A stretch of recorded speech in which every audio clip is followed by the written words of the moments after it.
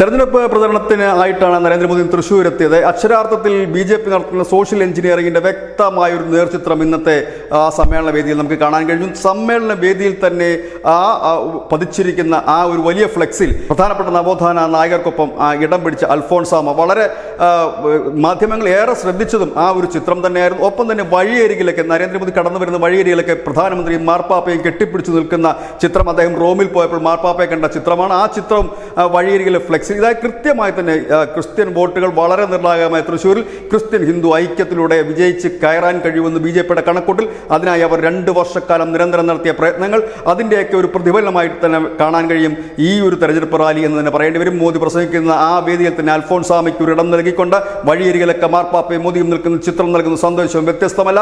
വരും കാല തെരഞ്ഞെടുപ്പിൽ ക്രിസ്ത്യൻ ഹിന്ദു വിഭാഗങ്ങളുടെ വോട്ട് നേടി BJPക്ക് മുൻപോട്ട് പോകാൻ കഴിയും എന്നുള്ള ഒരു വ്യക്തമായ സൂചന കൂടി ഈ ഫ്ലെക്സും ഒപ്പം തന്നെ ആ വേദിയിൽ പതിപ്പിച്ച ചിത്രവും നൽകുന്നു. News desk news India Malayalam.